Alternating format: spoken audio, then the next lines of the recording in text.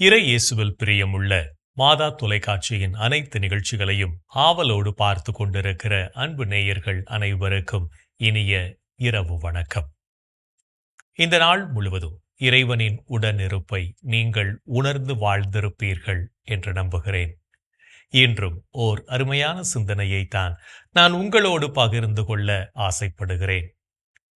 கடவுளால் படைக்கப்பட்ட நாம் ஒவ்வொருவரும் இரக்கமுடையவர்களாக வாழ வேண்டும் என்று நினைக்கிறோம்.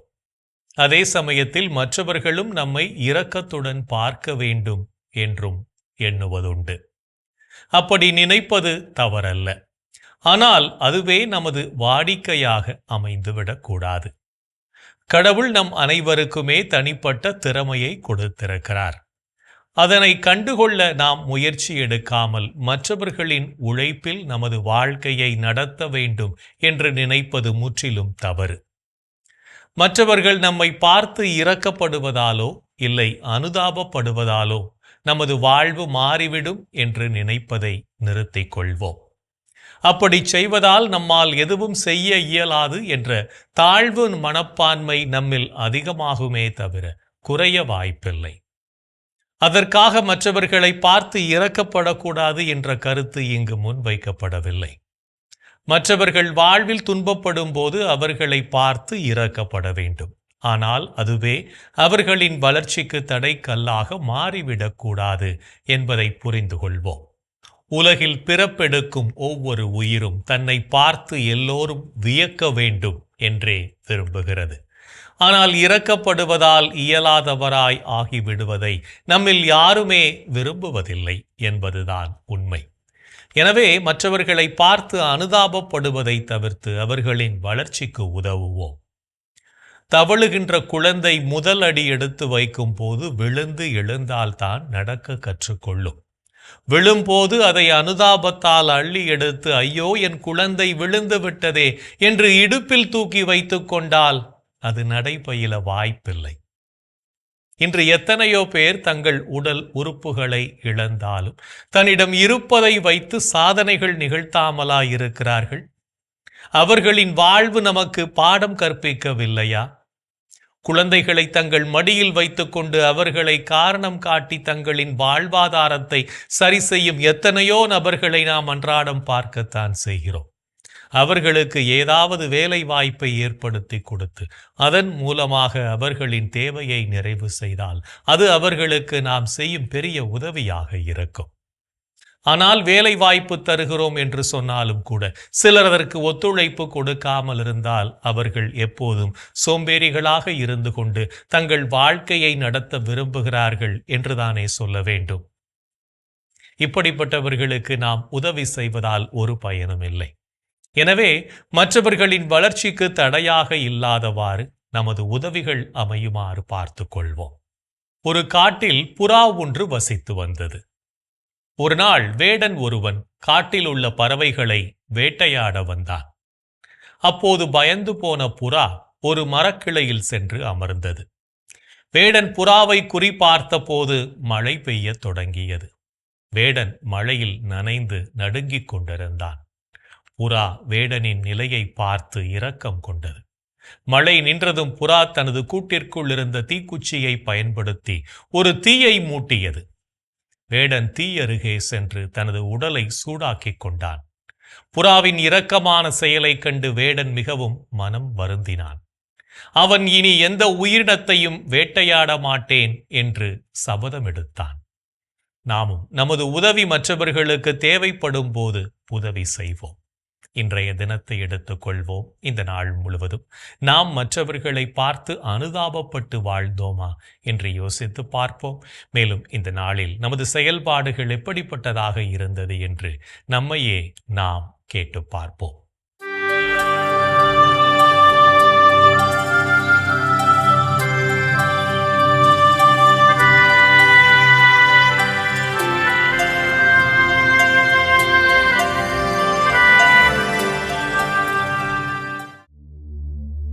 இன்று நீங்கள் திருப்பலிக்குச் சென்று அதில் முழு தயாரிப்புடன் பங்கு கொண்டீர்களா? உங்களுள் இருவர் மண்ணுலகில் தாங்கள் வேண்டும் எதை குறித்தும் மனமுத்திருந்தால் விண்ணுலகிலிருக்கும் என் தந்தை அதை அவர்களுக்கு அருள்வார்.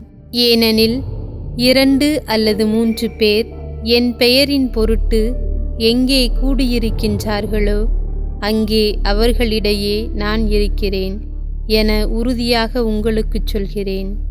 இன்று நீங்கள் தேவனர் கருணையை உட்கொள்ள ஒப்புரவு அருட்சாதனத்தை பெற்று உங்களை தயார் செய்தீர்களா? பாவத்துக்கு மேல் பாவம் செய்யும் அளவுக்கு பாவ மன்னிப்பு பற்றி அச்சமில்லாமல் இராதே. ஆண்டவரின் பரிவு எல்லையற்றது. இன்று நீங்கள் உங்கள் பிள்ளைகளை ஞான காரியங்களில் வளர்க்க மறைக்கல்வி வகுப்பிற்கு அனுப்பினீர்களா? நல் வாழ்க்கை வாழ பயிற்றுவிக்க பெற்ற மக்கள் தங்கள் பெற்றோரின் பிறப்பை மறைத்து விடுகிறார்கள். ஓய்வு நாளாகிய இன்று உங்கள் நேரத்தை கடவுளுக்கென்று செலவிட்டீர்களா? எதிர்நோக்கி இருப்பதில் மகிழ்ச்சி கொள்ளுங்கள். துன்பத்தில் தளரா மனத்துடன் இருங்கள். இறை வேண்டலில் நிலைத்திருங்கள். இன்று உங்கள் குடும்பத்தினரோடு உரையாட நேரம் ஒதுக்கினீர்களா? உடன் பிறப்புகள் போன்று ஒருவருக்கொருவர் உளம் கனிந்த அன்பு காட்டுங்கள். பிறர் உங்களை விட மதிப்புக்கு உரியவரென எண்ணுங்கள். இன்று நாம் இறைவனுக்கு ஏற்புடைய செயல்களை செய்திருந்தாலும் சமயங்களில் இறைவனுக்கு எதிராகவும் செயல்பட்டு பாவத்தில் விழுந்திருப்போம். அத்தகைய தருணங்களுக்காக மனம் வருந்தி மன்னிப்பு கேட்டு மனத்துயர் மன்றாட்டை செபிப்போம்.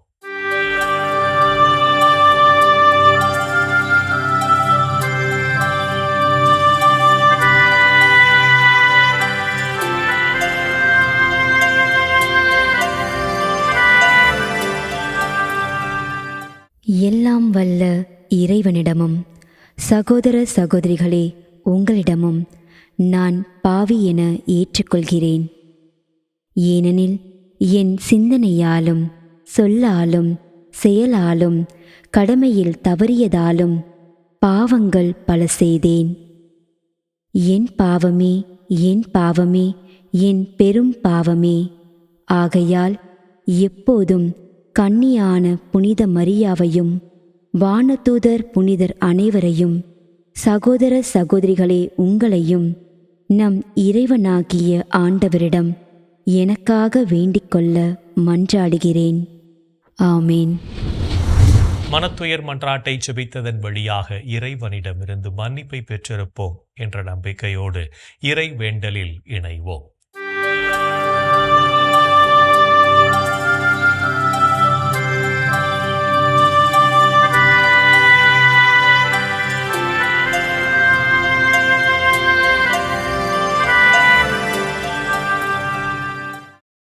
இறைவா இறைவா எமக்கு துணை புரிய வாரும்.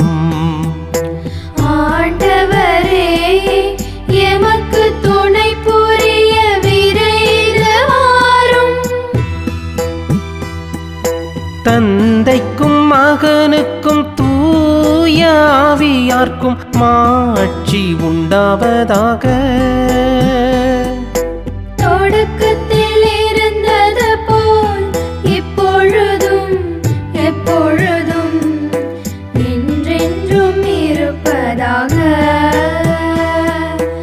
ஆமென்.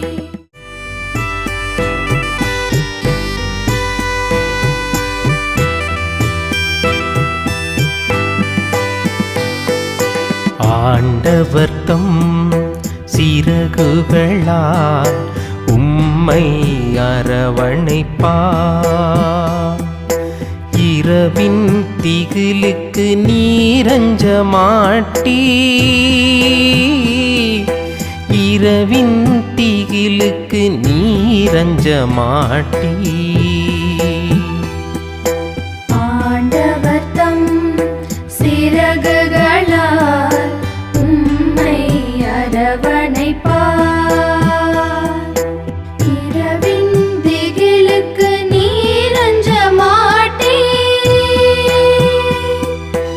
இரவின் திகிலுக்கு நீரஞ்ச மாட்டீர். உன்னதரின் பாதுகாப்பில் வாழ்பவர் எல்லாம் வல்லவரின் நிழலில் தங்கியிருப்பவர். ஆண்டவரை நோக்கி, நீரே என் புகலிடம், என்னரன், நான் நம்பியிருக்கும் இறைவன் என்று உரைப்பார். ஏனெனில் ஆண்டவர் உம்மை வேடரின் கண்ணியினின்றும் கொன்றளிக்கும் கொள்ளை நோயினின்றும் தப்புவிப்பார். அவர் தம் சிறகுகளால் உம்மை அரவணைப்பார். அவர் தம் இறக்கைகளின் கீழ் நீர் புகலிடம் காண்பீர். அவரது சொல்லுறுதியே கேடயமும் கவசமும் ஆகும். நீர் செல்லும் இடமெல்லாம் உம்மை காக்கும்படி தம் தூதருக்கு அவர் கட்டளையிடுவார்.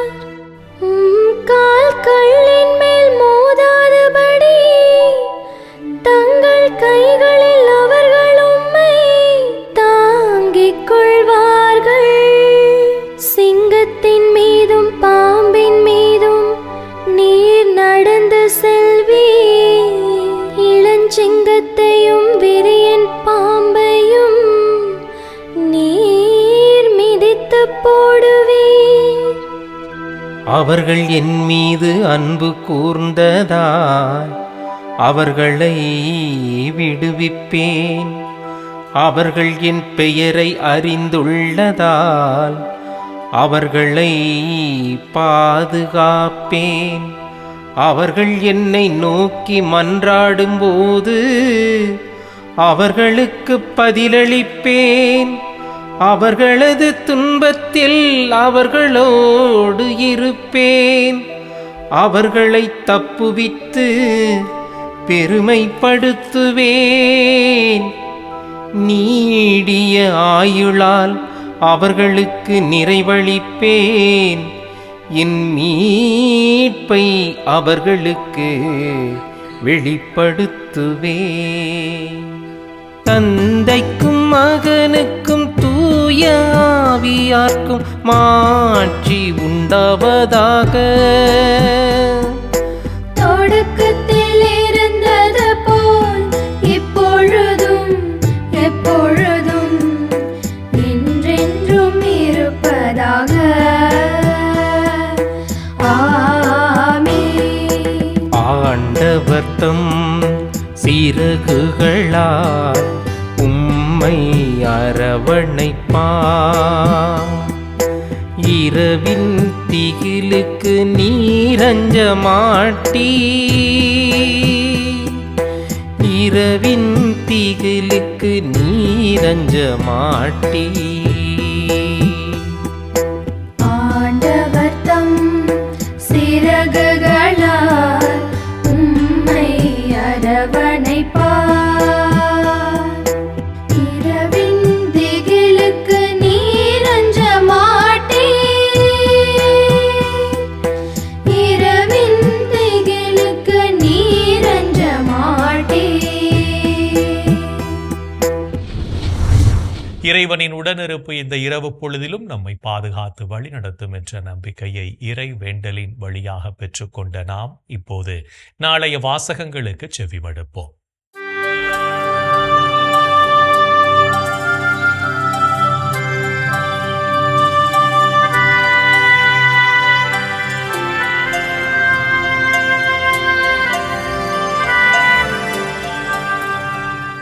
நாளைய திருப்பலி வாசகங்கள். முதல் வாசகம் இறைவாக்கினர் மீகா நூலிலிருந்து வாசகம். அதிகாரம் 5, இறை வார்த்தைகள் 2 முதல் 5 முடிய. பதிலுரைப்பாடல் திருப்பாடல்கள் அதிகாரம் 13, இறை வார்த்தைகள் 5 முதல் 6 முடிய. மத்தேயு எழுதிய தூய நற்செய்தியிலிருந்து வாசகம். அதிகாரம் 1, இறை வார்த்தைகள் 1 முதல் 16, மற்றும் 18 முதல் 23 முடிய. தாவீதின் மகனும் ஆபிரகாமின் மகனுமான இயேசு கிறிஸ்துவின் மூதாதையர் பட்டியல்.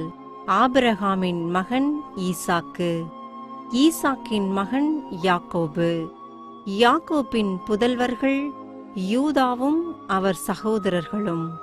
யூதாவுக்கும் தாமாருக்கும் பிறந்த புதல்வர்கள் பெரேட்சும் செராகும். பெரேட்சின் மகன் எட்சரோன், எட்சரோனின் மகன் இராம், இராமின் மகன் அம்மினதாபு, அம்மினதாபின் மகன் நகசோன், நகசோனின் மகன் சல்மோன், சல்மோனுக்கும் ராகாபுக்கும் பிறந்த மகன் போவாசு, போவாசுக்கும் ரூத்துக்கும் பிறந்த மகன் ஓபேது, ஓபேதின் மகன் ஈசாய், ஈசாயின் மகன் தாவீது அரசர். தாவீதுக்கு உரியாவின் மனைவியிடம் பிறந்த மகன் சாலமோன், சாலமோனின் மகன் ரெகபயாம், ரெகபயாமின் மகன் அபியாம், அபியாமின் மகன் ஆசா, ஆசாவின் மகன் யோசபாத்து, யோசபாத்தின் மகன் யோராம், யோராமின் மகன் உசியா, உசியாவின் மகன் யோத்தாம், யோத்தாமின் மகன் ஆகாசு, ஆகாசின் மகன் எசேக்கியா, எசேக்கியாவின் மகன் மனாசே, மனாசேயின் மகன் ஆமோன், ஆமோனின் மகன் யோசியா, யோசியாவின் புதல்வர்கள் எக்கோனியாவும் அவர் சகோதரர்களும். இவர்கள் காலத்தில்தான் யூதர்கள் பாபிலோனுக்கு சிறைப்பிடித்து செல்லப்பட்டார்கள். பாபிலோனுக்கு சிறைப்பிடித்து செல்லப்பட்ட பின்பு எக்கோனியாவுக்கு பிறந்த மகன் செயல்தியேல், செயல்தியேலின் மகன் செருபாபேல், செருபாபேலின் மகன் அபியூது, அபியூதின் மகன் எலியாக்கிம், எலியாக்கிமின் மகன் அசோர், அசோரின் மகன் சாதோக்கு, சாதோக்கின் மகன் ஆக்கிம், ஆக்கிமின் மகன் எலியூது, எலியூதின் மகன் எலையாசர், எலையாசரின் மகன் மாத்தான், மாத்தானின் மகன் யாக்கோபு, யாக்கோபின் மகன் மரியாவின் கணவர் யோசேப்பு. மரியாவிடம் பிறந்தவரே கிறிஸ்து என்னும் இயேசு. இயேசு கிறிஸ்துவின் பிறப்பையொட்டிய நிகழ்ச்சிகள். அவருடைய தாய் மரியாவுக்கும் யோசேப்புக்கும் திருமண ஒப்பந்தம் செய்யப்பட்டிருந்தது. அவர்கள் கூடி வாழும் முன் மரியா கருவுற்றிருந்தது தெரிய வந்தது. அவர் தூய ஆவியால் கருவுற்றிருந்தார். அவர் கணவர் யோசேப்பு நேர்மையாளர். அவர் மரியாவை இகழ்ச்சிக்கு உள்ளாக்க விரும்பாமல் மறைவாக விலக்கிவிட திட்டமிட்டார். அவர் இவ்வாறு சிந்தித்துக் கொண்டிருக்கும்போது ஆண்டவரின் தூதர் அவருக்கு கனவில் தோன்றி, யோசேப்பே, தாவீதின் மகனே, உம் மனைவி மரியாவை ஏற்றுக்கொள்ள அஞ்ச வேண்டாம். ஏனெனில் அவர் கருவுற்றிருப்பது தூய ஆவியால்தான். அவர் ஒரு மகனை பெற்றெடுப்பார். அவருக்கு இயேசு என பெயரிடுவீர். ஏனெனில் அவர் தம் மக்களை அவர்களுடைய பாவங்களிலிருந்து மீட்பார் என்றார். இதோ கன்னி கருவுற்று ஓர் ஆண்மகவை பெற்றெடுப்பார். அக்குழந்தைக்கு இம்மானுவேல் என பெயரிடுவர் என்று இறைவாக்கினர் வாயிலாக ஆண்டவர் உரைத்தது நிறைவேறவே இவை யாவும் நிகழ்ந்தன. இம்மானுவேல் என்றால் கடவுள் நம்முடன் இருக்கிறார் என்பது பொருள். ஆண்டவரின் அருள்வாக்கு. கிறிஸ்துவே உமக்கு புகழ். நாம் ஆண்டவர் மேல் முழுமையான நம்பிக்கை கொண்டு வாழவும் அவரோடு நாளும் இணைந்து பயணிக்கவும் அழைப்பு விடுக்கும் இயேசுவின் குரலுக்கு செவிமடுத்து வாழ்வோம் என்ற சிந்தனையோடு சிமியோன் பாடலில் இணைவோம்.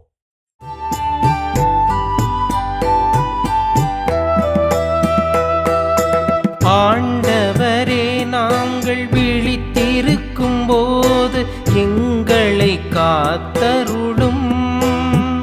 நாங்கள் தூங்கும் போது எங்களை பாதுகாத்தருளும். இதனால் கிறிஸ்துவோடு விழித்திருந்து அவரோடு அமைதியில் இளைப்பாறுவோம். அவரோடு அமைதியில் இளைப்பாறுவோம். ஆண்டவரே, நாங்கள் விழித்திருக்கும் போது எங்களை காத்தருளும். நாங்கள் தூங்கும் போது எங்களை பாதுகாத்தருளும். இதனால் கிறிஸ்துவோடு விழித்திருந்து அவரோடு அமைதியில் இளைப்பாறுவோம். அவரோடு அமைதியில் இளைப்பாறுவோம். ஆண்டவரே, உமது சொற்படி அடியான் என்னை இப்போது அமைதியுடன் போகச் செய்கிறே. ஏனெனில் மக்கள் அனைவரும் காணுமாறு நீர் ஏற்பாடு செய்துள்ள உமது மீட்பை என் கண்கள் கண்டு கொண்டன. இம்மீட்பே பிற இனத்தாருக்கு வெளிப்பாடு அருளும் ஒளி. இதுவே உம் மக்களாகிய இஸ்ராயேலுக்கு பெருமை.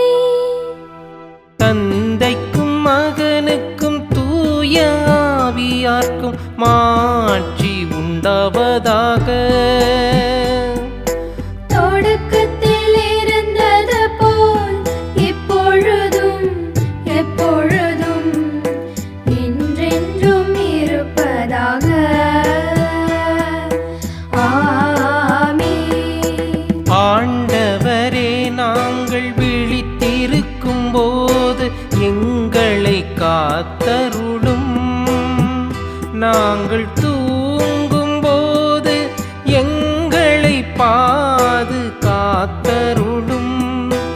இதனால் கிறிஸ்துவோடு விழித்திருந்து அவரோடு அமைதியில் இளைப்பாறுவோம். அவரோடு அமைதியில் இளைப்பாறுவோம். இறைவன் நம்மை ஒவ்வொரு நொடி பொழுதும் அற்புதமாய் வழிநடத்திக் கொண்டிருப்பதை சிமியோன் பாடல் வழியாக உணர்ந்து ஜெபித்த நாம் இப்போது நாளைய பெருவிழாவை பற்றி பார்க்கலாம்.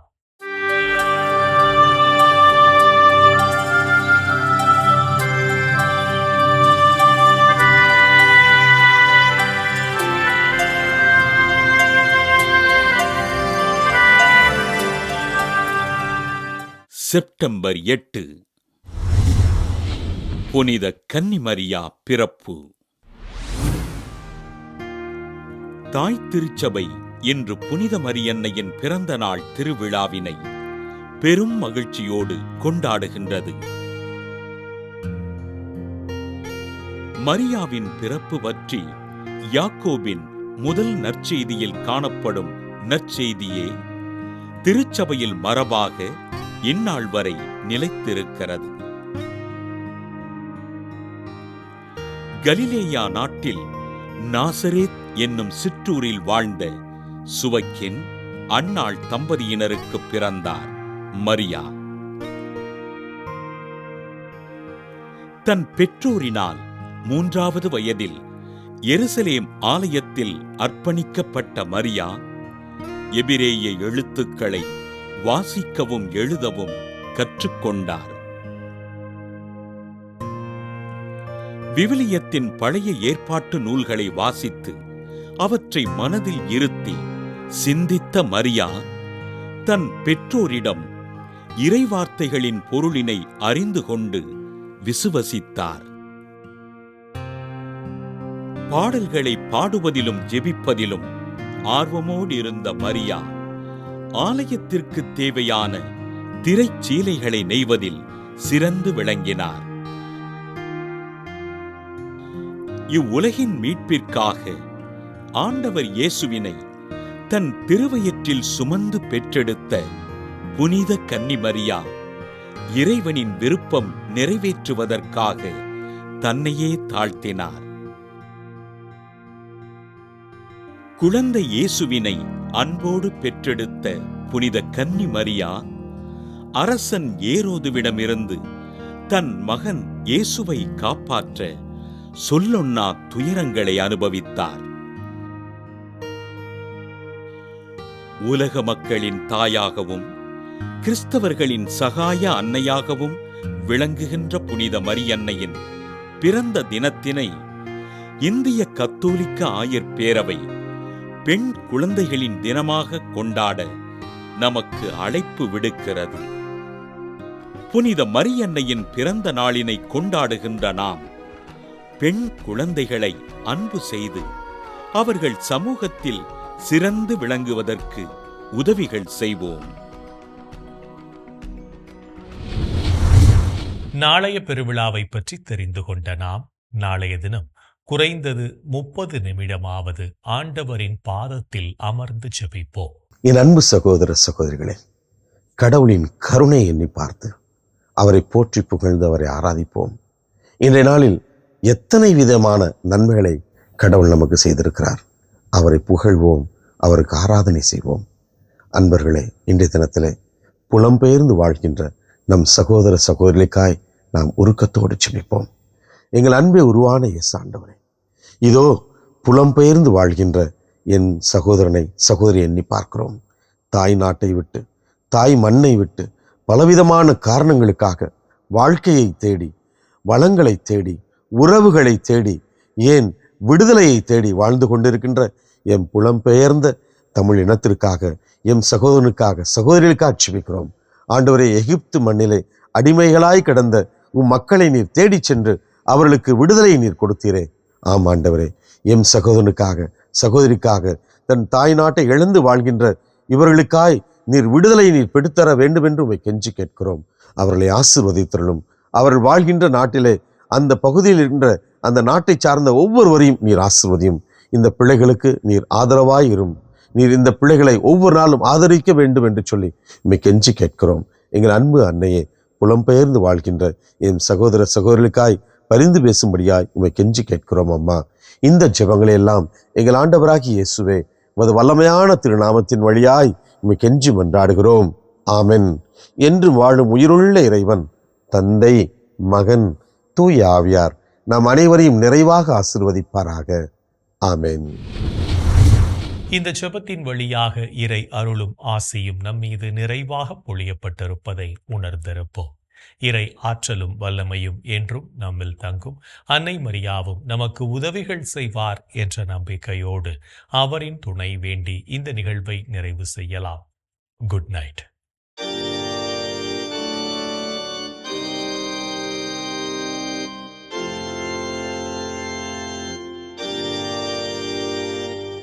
வாழ்க அரசியே,